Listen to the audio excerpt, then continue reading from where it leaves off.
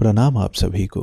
मेरा नाम रोशन है। दोस्तों, आज मैं आपके लिए लेकर आया हूँ हिंदी के मशहूर कथाकार श्री अमृतलाल नागर जी की लिखी एक बहुत ही लोकप्रिय कहानी जिसका शीर्षक है बंदिनी। तो आइए शुरू करते हैं कहानी का पाठ। माघ की ढली दोपहरी कुंती के कमरे में फर्श पर धूप की गर्म कालीन बिछाने लगी। कुंती चारपाई से उतरकर धूप में बैठ गई। उसे धूप का स्पर्श पिता के सांत्वना भरे स्पर्श सा लगा। दिन भर के बाद उसके घुटन भरे दिल की बेड़ियां तड़की। आंखों में तेजी से आंसू छलछला उठे। नजरें खिड़की के बाहर सूरज को देखने लगी, जैसे स्वर्गीय पिता को देख रही हो। आंसू कलेजा हिला हिलाकर उमड़ने लगे। कुंती की भावना थी कि वह अपने लिए नहीं, अपने बाबूजी के लिए रो रही है। बाबूजी होते तो क्या उनकी बिटिया को कोई यूं ताले में बंद करके रख सकता था, ऐसे सता सकता था? आंसुओं की बाढ़ में कुंती बही जा रही थी। पिछली रात 8 बजे उसके पति कमरे में बंद कर गए थे। रात 12-1 बजे जब उनकी मर्जी होगी लौटेंगे। नशे में धुत रहे तो सवेरे ही ताला खोलने की सुध आएगी। कल से एक बूंद पानी तक से भेंट नहीं हुई। कुदरत की जरूरतों के लिए भी मन मारे बैठी है।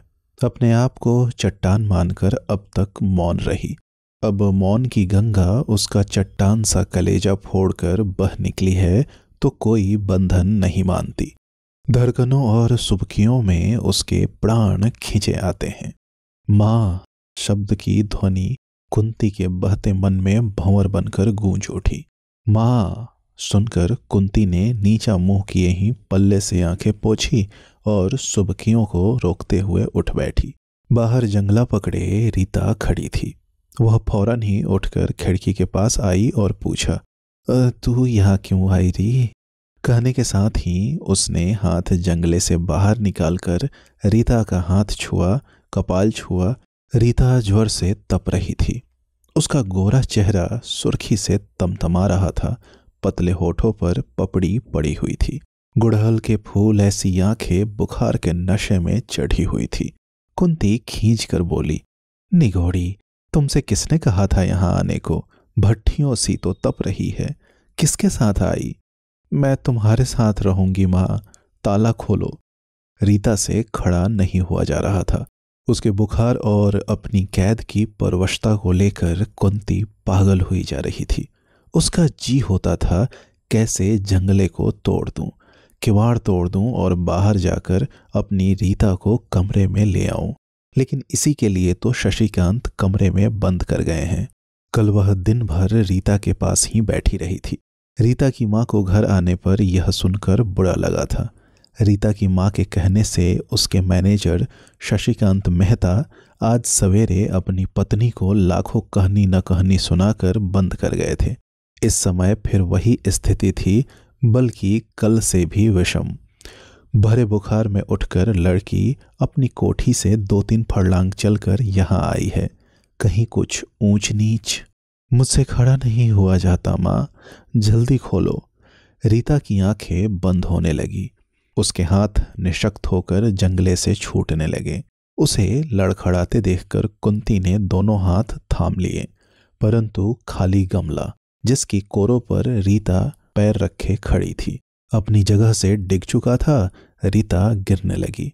कुंती के हाथ अपनी सीमा तक जंगले से बाहर निकलकर उसे संभालने का प्रयत्न करने लगे, परंतु गमला उलट चुका था। रीता का दाहिना पैर मोच खा गया। हल्की सी चीख के साथ वह लटक गई। पीड़ा से अशक्त उसका नन्हा शरीर अपने भार को संभाल नहीं पा रहा था। वह गफलत में डूबने लगी। कुंती से न तो उसका हाथ छोड़ते ही बनता था और न ही संभालते। बेहोश रीता का बोझ उसके हाथों से छूटने लगा। विवश व्याकुल होकर कुंती जोर से चीख उठी, छेदा आया, अरे कोई बचाओ बचाओ। कुंती का ब्रह्मांड अपने अंदर ही अंदर बड़ी तेजी से चक्कर काट रहा था। चीख की पृष्ठभूमि में न जाने कितने भाव, विचार और भय क्षणों के एक एक अणु में व्याप्त होकर प्रलयंकर आंदोलन उठा रहे थे। मन के प्रचंड वेग को न संभाल सकने के कारण कुंती डूबने लगी। 7 वर्ष के वैवाहिक जीवन ने कुंती को जो पाठ पढ़ाया वह अपने आदर्शवादी हेडमास्टर पिता की छत्रछाया में रहकर पाए हुए ज्ञान के विपरीत था। कुंती कुशल गृहिणी थी। उसकी साहित्यिक अभिरुचि, सिलाई बुनाई आदि में दक्षता, व्यवहार पटुता आदि आरंभ में 2-3 वर्षों तक तो उसके पति को भी बहुत पसंद थी, परंतु बाद में उसके यही गुण पति की दृष्टि में अवगुण बन गए थे। कामिनी खन्ना के लोहे के कारखाने के मैनेजर बनकर कुंती के पति अपनी कार्यपटुता से मालकिन के अत्यंत विश्वास पात्र बन गए। कामिनी को अपने व्यापार के लिए निसंदेह एक ऐसे ही कुशल विश्वास पात्र व्यक्ति की आवश्यकता थी। शशिकांत देखने में सुंदर, सजीला और वाक्पटु था। अपने जीवन में कामिनी के प्रवेश कर जाने पर बड़ा आदमी बनने की इच्छा उसके मन में स्वाभाविक रूप से जाग उठी थी। कामिनी ने यह लाखों का व्यापार अपने पिता से विरासत में पाया था। वह उसे स्वयं चला नहीं सकती। कामिनी के पति बैरिस्टर राधा रमन खन्ना मस्त मौला यारबाश आदमी थे। बिजनेस उनके बस का रोग न था और बिजनेस का चलते रहना कामिनी के लिए आवश्यक था। इसलिए शशिकांत भी उसके लिए आवश्यक था। दोनों की आवश्यकताओं ने मिलकर कुंती का सुख सुहाग उजाड़ दिया। साथ ही कामिनी के पति राधा रमन खन्ना का आत्मविश्वास, मस्ती, उत्साह सब कुछ नष्ट हो गया। वे नगर घर सब छोड़कर न जाने कहाँ चले गए। कुंती के सामने आने पर कामिनी बार बार अपनी तुच्छता का अनुभव करती है। शशिकांत दूसरे की पत्नी का प्रेमी होकर अपनी पत्नी को नियंत्रण में रखने के लिए बार बार उतावला हो उठता है, परंतु स्वयं नियंत्रित महिला पर वह भला क्या नियंत्रण रखेगा। अपनी यह व्यवस्था उसे खलती थी। कुंती का चरित्र वैभव 2 अपराधी प्रेमियों के लिए ईर्ष्या की वस्तु था, इसलिए वह बार बार दबाई जाती थी। जब कामिनी और शशिकांत का संबंध घनिष्ठ होने लगा तभी दुर्भाग्यवश कुंती का 2 साल का बच्चा जाता रहा। उसके बाद से अब तक उसे कोई संतान नहीं हुई। अपने सूने दिनों को भरने के लिए उसने आसपास के छोटे छोटे बच्चे बच्चियों को बटोरकर पढ़ाना शुरू कर दिया। धीरे धीरे दूर के मोहल्लों के गरीब अमीर बच्चे भी आने लगे। कामिनी की बेटी रीता 1 वर्ष पहले एक दिन अपनी कुछ सहेलियों के साथ आ गई थी। उसकी माँ से दुख पाते हुए भी कुंती रीता की प्यार भरी बातों से इतनी मुग्ध हुई कि सारा विरोध भाव ही भूल गई। रीता माँ के निकट स्पर्श और स्नेह की भूखी बच्ची कुंती से प्रेम पाकर उसकी दीवानी हो गई। कामिनी का उस पर वश नहीं चलता था, वह और जलती थी। 7 दिनों से रीता मियादी बुखार में पड़ी थी। कुंती और उसके बच्चे कल उसे देखने गए थे। दिन में 2-3 घंटे उसके पास रहे थे। यह समाचार कामिनी को अच्छा नहीं लगा था, इसीलिए कामिनी के प्रेमी कुंती के पति ने कल रात नशे की धुन में उसे कमरे में बंद कर दिया था। कुंती बंद थी और मन ही मन डूब रही थी। जंगले के बाहर अधर में लटकी हुई बेहोश रीता का बोझ उससे संभल नहीं रहा था। कंपाउंड के बाहर सड़क पर अपनी काठ की दुकान पर बैठे हुए तमोली ने कुंती की चीख सुनी थी। उसे कुंती के बंदिनी होने का हाल भी मालूम था और छेदा तथा आया के मैटिनी शो में जाने का भी। वे दोनों उसी की दुकान से पान खाकर गए थे। चीख सुन सड़क पार कर फाटक से आने के बजाय वह तुरंत कंपाउंड की दीवार लांघकर दौड़ता हुआ आया। उसने कैदी कुंती को देखा, फिर झट से रीता को संभाल लिया। सहायता के लिए आए हुए मनुष्य को देखकर कुंती को ढाढ़स बंधा। रीता की कलाइयों से हटकर उसके हाथों ने जंगले पकड़ लिए। कुंती ने संतोष की एक गहरी सांस ली। उसकी आंखें थकान से बंद हो गई। पल भर में अपना आपा समेटकर वह बोली, टैगोर रोड पर 100 नंबर कोठी। खन्ना साहब की बिटिया है, मैं जानता हूँ माँ जी, रोज ही तो यहाँ आती है। बुखार बड़ा तेज है इन्हें। मेरी जान में कोई 500-550 डिग्री होगा इस वक्त। गोद में लेकर कंपाउंड की कंकरीली जमीन पर बैठे हुए अधेर तमोली ने रीता के सिर पर स्नेह से हाथ फेरते हुए कहा, कुंती, जो अब तक अपने को पूरी तौर पर संभाल चुकी थी, बोली, हमारे नौकर न जाने कहाँ ताला बंद करके चले गए हैं। मैं सो रही थी, कुछ जान न पाई। तुम भैया एक तांगा करके लड़की को किसी तरह इसके घर पहुंचा आओ, बड़ा उपकार होगा। तमोली बोला, क्या कहूँ, मेरी दुकान खुली भई हैगी। अच्छा देखिए, कोई ना कोई इंतजाम करता हूँगा, आप कुछ बिछाने को दे दीजिए।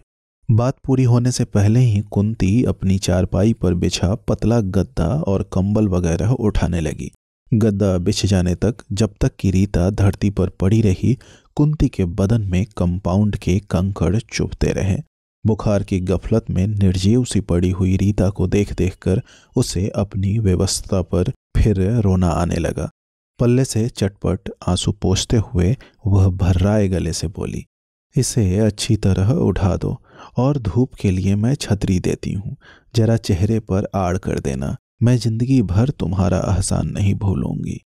तमोली रीता को अच्छी तरह लिटाकर कुंती को किसी न किसी के साथ तांगा भिजवाने का आश्वासन देकर चला गया। इस बार वह पूरा कंपाउंड पार कर फाटक की राह से गया। कुंती जंगले से लगी खोई हुई सी खड़ी रीता को देखती रही। बुखार की गफलत में जब कभी रीता पल भर के लिए आंखें खोलकर देखती या पानी मांगती तो कुंती की वेदना में नई बाढ़ आ जाती थी। आज दिन भर उसे अपना स्त्री होना बुरी तरह खला था। जन्म से ही पुरुष का, परिस्थितियों का दासत्व भोगने वाली नारी का जीवन भी भला कोई जीवन है? हे राम, अब की नारी का जन्म न देना। प्रार्थना आंसू की बूंदें बनकर राम के निमित्त अर्पित हो गई। नंबर 100 टैगोर रोड पर किशोरी विहार की बरसाती में झुंड बांधकर शोर मचाते हुए 8-10 बच्चे बच्चियों ने अंदर आती हुई मास्टर ब्यूक के रोबीले हॉर्न की परवाह न की। मोटर के बरसाती में प्रवेश करते समय बच्चे इधर उधर होने लगे, मगर एक 8-9 बरस की तेज तर्रार सिंधी बाला ने जमाने की रफ्तार के अनुसार आगे बढ़कर सबको रोक दिया। ए, कोई पीछू नहीं हटेगा, यहीं खड़े रहो सब लोग, हम भी देखेगा कैसा हटाते हैं तुम लोग को। शशि ने वहीं गाड़ी खड़ी कर दी। कामिनी का गुस्सा आगे बढ़ा। वह शशि के साथ लंच के लिए आई थी। उसका दिमाग न जाने कितनी चिंताओं से परेशान था। बाजार की मंडी की चिंता, इधर शशि भी कुछ खिंचे से रहते हैं। राधु अर्थात पति 15 दिन हुए हिमालय से लौटे आए हैं। 1.5 वर्ष पहले कामिनी का घर वैभव त्याग कर राधारमन खन्ना हिमालय चले गए थे। बद्री, केदार, कैलाश, मानसरोवर, अल्मोड़ा, कौसानी, बैजनाथ, पिंडारी आदि में भटक कर भ्रमण कर अब लौटे हैं। पुरानी बात ताजे तौर पर कलंक चंदन से चर्चित होकर समाज में भीनी भीनी महक उठी है। खन्ना अपने पुराने बंगले में बसे हुए हैं। कोर्ट जाना भी शुरू कर दिया है। इस बार उन्होंने अपने इस निश्चय का ऐलान भी कर दिया है कि वे जमकर प्रैक्टिस करेंगे। इस 40 वर्ष के युवक ने सदा से शहर में अच्छा नाम कमा रखा है। जितने मुकदमे खन्ना ने अपनी इतनी उम्र तक जीते हैं, वे उंगलियों के पोरों से तो जरूर बंधे हैं, मगर अपनी ख्याति के क्षेत्र में वे आबाद हैं। खन्ना साहब में फकत एक ही ऐब है, जमकर किसी काम से नहीं बंधे। कभी शहर में अखाड़ों का आंदोलन बड़े जोर शोर से चल रहा है, तो कभी क्लब में व्रिज, चुस्की और लतीफा गोई के सिरताज बने हुए हैं।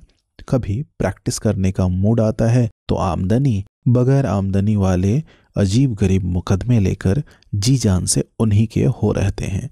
शहर के हर वर्ग द्वारा किसी न किसी हद तक वे अपने माने जाते हैं। उनकी यह लोकप्रियता, उनका व्यक्तित्व कामिनी को आज 15 दिनों से चैन नहीं लेने देता। वह आजकल सोसाइटी में लोगों के चेहरे पर अपने लिए बनावटी व्यवहार की गंध महसूस करती है। वह जानती है कि पीठ पीछे उसकी बुराई होती है, इसलिए आजकल बड़े धैर्य और चतुराई के साथ वह अपनी तरफ से पार्टियां और पिकनिक करा रही है। शशि को हठपूर्वक वह इस समय हरदम अपने साथ ही रखती है। कामिनी समाज में अपनी यह आन कम नहीं करना चाहती कि उसने अपने पति को त्याग कर अन्याय किया है। वह अपने और शशि के रिश्ते को परम पवित्र, बिजनेस लाइक घोषित कर अपने पति द्वारा लगाए गए मिथ्या कलंक को उनका अत्याचार मानकर उन्हें कभी कभी भी क्षमा करने को तैयार नहीं। यद्यपि उसके पति ने कभी भी क्षमा मांगने की इच्छा नहीं प्रकट की और न वे किसी के सामने कामिनी को कलंकित ही करते हैं। इतनी चिंताओं के साथ साथ कामिनी को इस समय रीता के बुखार की भी चिंता है। पोर्टिको में बच्चों को खड़े देखकर कार से उतरते हुए कामिनी ने झुंझलाकर शशि से कहा, जान पड़ता है आपकी बेगम साहबा आज भी यहाँ तशरीफ लाई हैं। मोटर की चाबी बंद करते हुए शशि ने उत्तर दिया, नहीं, आज वह नहीं आ सकती। मालकिन को देखकर बच्चों को बरामदे में खड़े होकर डांटने वाली माली भी अब अधिक सक्रिय और सभ्य हो पोर्टिको में आकर उन्हें प्यार से समझाने लगा कि बच्चों अब शोर नहीं करते, घर जाओ। अच्छा, रीता घर में नहीं है? कामिनी ने त्योरियां चढ़ाकर पूछा। ये सब यहाँ क्यों आए हैं? कुछ बेरा ने बतलाया, कुछ लड़कों के शोर से जाना, उसके बाद कुछ बैरा से मालूम हुआ। इस तरह बहुत कुछ जानकर उसे बेहद गुस्सा चढ़ा आया। रीता भरे बुखार में घर से न जाने कहाँ चली गई और नालायक नौकरों को जरा भी खबर नहीं हुई। वह सबको निकालकर बाहर करेगी। चौकीदार, आया बैरा, शिव गुलाम सब रीता बेबी को ढूंढने गए हैं। यह जानकर उसे संतोष नहीं हुआ। रीता का यूं चले जाना उसके पिता के शहर में आने के अवसर पर सामाजिक दृष्टि से कामिनी के लिए बड़ी बदनामी का बायस हो सकता है। यह भय कामिनी के क्रोध को भट्टी की तरह भड़का रहा था। बच्चों के शोर ने उस आग में हवा का काम किया। उसने चिढ़े चिढ़े जबान चलाने वाली सिंधी लड़की को तमाचे जड़ दिए और बच्चों की माँ जी कुंती को भी गालियां दी। मार खा तथा माजी के लिए बुरी बात सुनकर सिंधी बाला का जोश दीवाना हो गया। सब बच्चे उद्धत हो गए। उन्होंने अपना निश्चय सुना दिया कि वे रीता से मिलकर जाएंगे, माजी से मिलकर जाएंगे। उन्हें पक्का विश्वास था कि माजी कल ताला बंद करके यहाँ आई थी। कल तो माजी ने उन्हें रीता से मिला दिया था और रीता उन्हें देखकर अच्छी हो गई थी और उसने उन्हें आज भी बुलाया था। इसलिए आज भी रीता से मिलकर जाएंगे, उसे अच्छा करके जाएंगे। कामिनी का गुस्सा शिखर पर चढ़कर भी जब बच्चों के मनोबल की ऊंचाई तक न पहुंच सका, तब शशि की व्यावसायिक चतुराई आगे बढ़ी। बच्चे उन्हें माजी के पति के रूप में पहचानते थे। उन्होंने माली के हाथ में 10 रुपए का नोट रखकर सामने वाले रेस्तरां से बच्चों को बिस्कुट और चॉकलेट दिलवाने का आदेश दिया। प्रस्ताव का असर पड़ा, फिर भी सिंधी बाला और उसकी हम उम्र 2-1 बच्चियां माजी और रीता से मिलने का आग्रह करती ही रही। शशि ने उन्हें समझाया कि उनकी माजी घर पर ही है और रीता भी उन्हीं के पास है। ताला लगाने का कारण भी उन्होंने बतलाया कि माजी ने ही बाहर से बंद करवाया है, जिससे तुम लोग वहां जाकर शोर न मचा सको। हम कोई अपनी माजी के दुश्मन थोड़ा ही हैंगा जो उनकी तकलीफ में शोर मचाएंगा। आप उनको सताने का वास्ते बंद कराए हैं, आप ताला खोल दीजिए। सिंधी बाला बड़े तैश में आंखें निकालकर बोली। उसकी आंखों में शशिकांत मेहता के लिए प्रकट शत्रुता का भाव था। आसपास के मोहल्लों में दूर दूर तक जहाँ के बच्चे माजी की मुफ्त पाठशाला में पढ़ने आते थे, बच्चों और उनके अभिभावकों के बीच में माँ जी की सरलता, उदारता और अपार ममता की कहानी के साथ साथ यह बात भी प्रसिद्ध थी कि माँ जी के बाबूजी उन्हें बहुत दुख देते हैं। वे किसी दूसरी औरत से फंसे हैं। 9-10 वर्ष के बच्चे बहुत कुछ समझ लेते हैं। इसीलिए कुंती की पाठशाला की बड़ी लड़कियां बाबूजी से मन ही मन शत्रुता रखती थीं। रीता की माँ के साथ बाबूजी को देखकर सिंधी बाला को अनायास ही एक रहस्यमय रहस्य का आभास मिल गया। उसकी कठोर मुखमुद्रा, विषैले बाणों सी आंखें और उसका खुला विद्रोह शशिकांत मेहता के मन की चतुराई को चुभने लगा। सामना करना बेकार है, यह समझकर उन्होंने अपनी झुंझलाहट समेटते हुए कामिनी की ओर मुड़कर कहा, चलो पहले रीता को ले आए, वह वहीं गई है। मास्टर ब्यूक फिर सड़कों पर दौड़ने लगी। कामिनी ने अपने सिर का रुमाल ठीक करते हुए नजर सामने रखकर कहा, कहीं वह राधु की तरफ न चली गई हो। I don't think so. Shashi बोले, उसे क्या किसी ने बतलाया है कि वह आ गए हैं? मेरे ख्याल में तो शायद उसे नहीं मालूम, लेकिन शायद आपकी परम उपकारी बेगम साहिबा ने। बात पूरी होने के पहले शशि ने कहा, 1000 हाथ वह मेरे यहाँ ही गई है। इसके बाद 1 मिनट तक दोनों चुप रहे। फिर कामिनी ने बात छेड़ी। कहा, आपकी बेगम साहबा की यूनिवर्सिटी तो खासी पॉलिटिकल सेंटर बन गई है। लड़कियां जबान लड़ाना सीख गई हैं, अच्छी शिक्षा मिलती है। शशिकांत नाटकीय ढंग से गंभीर बने हुए मोटर ड्राइव करते रहे। कामिनी फिर बोली, रीता पर जाने उसने कौन सा जादू कर दिया है कि मैं तो हैरान हूँ। तुम तो जानते ही हो मैं अपनी रीतू को कितना प्यार करती हूँ, मगर मैंने कई बार यह आजमा कर देखा है। शशि, तुम यकीन नहीं मानोगे कि जब तुम्हारे यहाँ से आती है तो उस पर एक अजीब किस्म का नशा छाया रहता है। मैंने उसे खूब गौर से देखा है कि जैसे उसे कोई हिप्नोटाइज करके उसे उस घर की तरफ खींच ले जाता है। तुम्हारी वाइफ ने जरूर कोई जादू टोना सिद्ध किया है, वरना क्या बात है कि उसके पास अचानक ही इतने बच्चे खींच कर आने लगे। मेरा ख्याल है कि कोई 50-60 बच्चे तो आते ही होंगे तुम्हारे यहाँ, क्यों? शशि ने छोटा जवाब दे दिया। मुखमुद्रा उसी तरह गंभीर बनी रही। कामिनी फिर कहने लगी, मैं शर्त लगाकर कहती हूँ कि उसके पास जरूर कोई जंतर मंतर है, वरना देखो शशि, कितने ताजुब की बात है कि हमारे महिला समाज में गरीब बच्चों की नर्सरी खोलने के लिए कितना जबरदस्त प्रस्ताव पास हुआ था। मैं, मिसेज भगत, मिसेज मसालदान, सकीना, प्रकाश, सबने मिलकर कितनी जबरदस्त कोशिश की, कितनी दौड़ धूप की, और न तो हमारे पास पैसे की कमी न काबिलियत की, मगर फिर भी हम नर्सरी कायम न कर सके। और तुम्हारी बेगम ने 2-3 साल के अंदर ही अपनी पब्लिसिटी का शानदार किला खड़ा कर दिया। न अकल, न शऊर, न कोई ऊंची शिक्षा, मगर चतुराई इसको कहते हैं।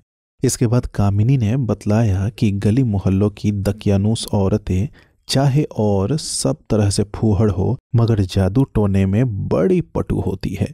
यह भी कहा कि ऐसी औरतें कभी जलन के कारण शशि और कामिनी को नुकसान भी पहुंचा सकती हैं। ऐसी औरतों के पास माड़न, मोहग, वशीकरण, उच्चाटन, न जाने क्या क्या तरीके होते हैं, जिन पर कामिनी को साइंटिफिक तरीके से पक्का विश्वास है। कामिनी अपने अनुभव सुनाने लगी। मास्टर ब्यूक मंजिले मकसूद के बहुत नजदीक पहुंच गई थी। तमोली फाटक अधखुला छोड़कर ही चला गया था, इसलिए गायें बेरोक टोक कंपाउंड में आ गईं। बंगले के फूल पात वाली सजावट को अपना आहार बनाती हुई एक गाय पिछवाड़े कुंती के कमरे की तरफ पहुंच गई। उसे देखकर कुंती की चिंता में एक अदद और जुड़ा। उसे भय हुआ कि कहीं वह रीता की तरफ न बढ़ाए। जब एक और गाय भी उधर आ पहुंची तो कुंती के मन से सारे समाधान विदा हो गए। भरसक वह हट हट चिल्लाती जाती है और कलेजा धड़कता जाता है। रीता देर से शांत पड़ी है, कुनमुनाई तक नहीं। निराधार होने की भावना और चौकन्नेपन में एक ध्यान उधर भी जाता है, कहीं कुछ हो तो नहीं। शंका आते ही अंतर तड़प उठा। नहीं, अंतर का वह वेग स्वर ने पाया। हट हट। जंगले के छड़ों से मुट्ठियां कस गई। मन की प्रबल व्यग्रता से उसके हाथ कांपे जा रहे थे। चेहरे की एक एक नस तनी जा रही थी।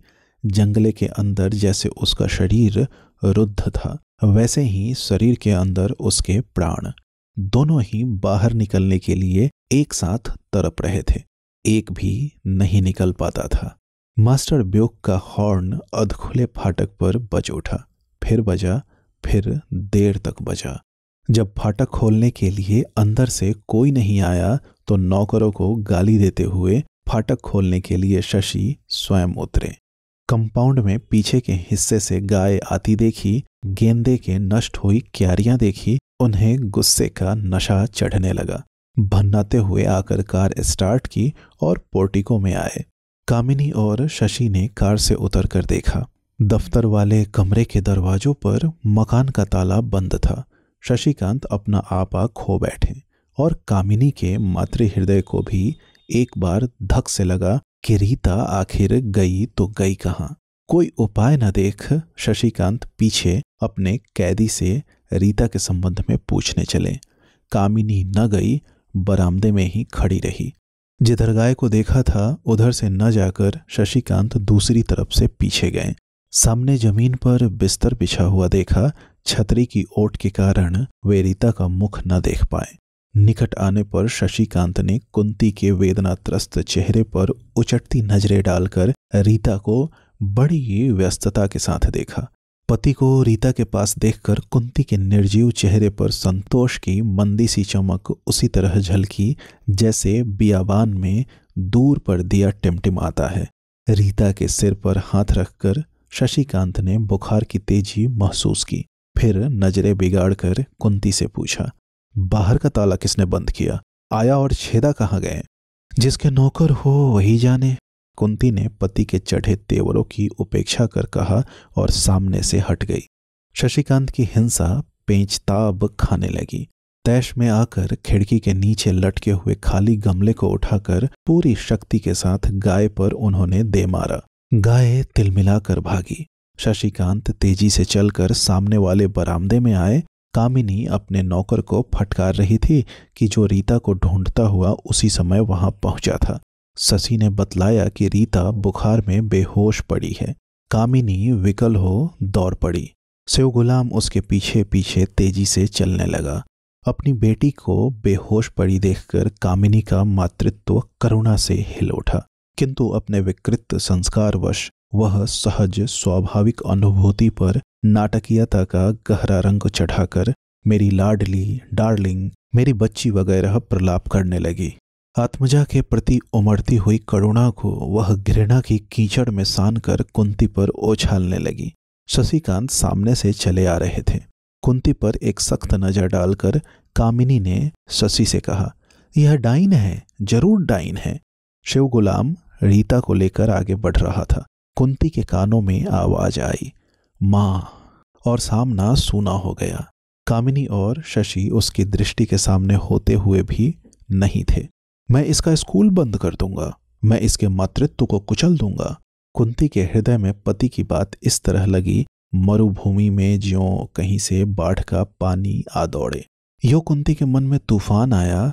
रीता किसी की भी हो, उसके पास आने वाले बच्चों की माताएं भले ही अन्य हो, अनेक हो, पर कुंती इन सब की माँ है।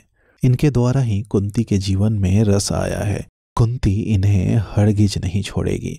बच्चों को उससे कोई नहीं छुड़ा सकता, कोई नहीं, कामिनी और शशि भी नहीं। बढ़ते हुए भविष्य के आगे, न्याय और प्रेम के आगे, भूत और वर्तमान का कोई संबंध बाधक बनकर अब उसके सामने नहीं आ सकता। आज के संबंध नकली हैं, उनमें झूठ भर गया है।